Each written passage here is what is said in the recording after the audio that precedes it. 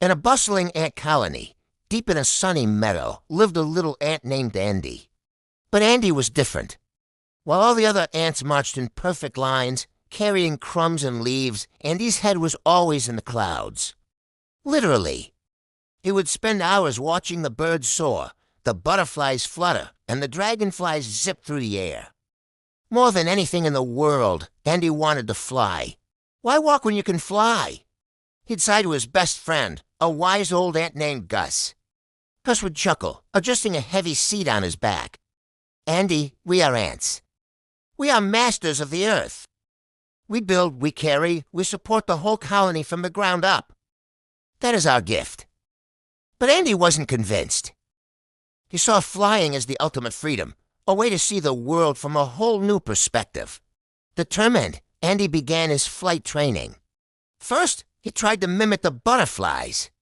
He found two large, colorful petals and stuck them to his back with sap. He climbed to the top of a tall dandelion, took a deep breath, and leaped. But instead of soaring gracefully, he just tumbled down, landing in a soft patch of moss. The other ants giggled, but Andy didn't give up. Next, he studied the dragonflies.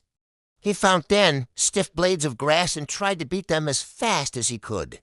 He ran and jumped, flapping his makeshift wings with all his might. All he managed was to kick up a lot of dust and stumble over his own 6 feet.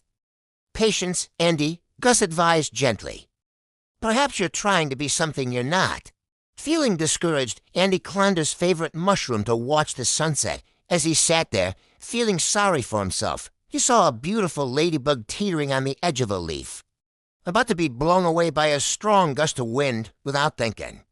Andy sprang into action. He quickly anchored himself, his strong legs gripping the mushroom tightly. He reached out with his antennae, providing a stable bridge for the terrified ladybug to crawl across to safety. "Oh, thank you," chirped the ladybug. "You were so strong and steady."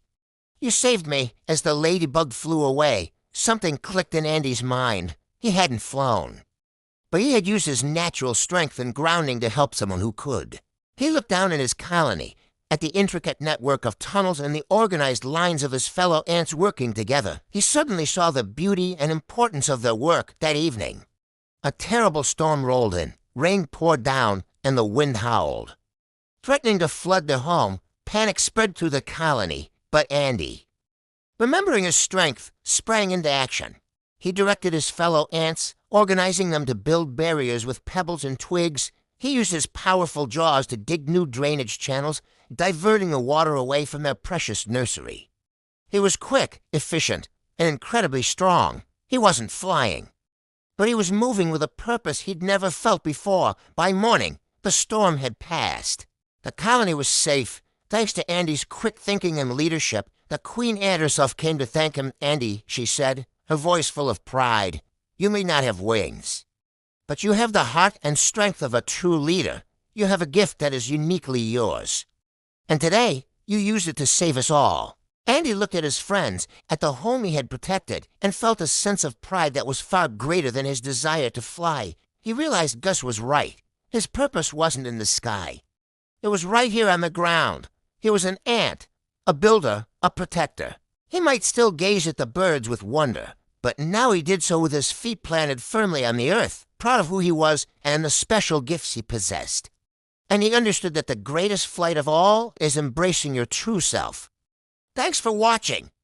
If you enjoyed Andy's story, don't forget to like this video and subscribe for more tales that inspire. See you next time.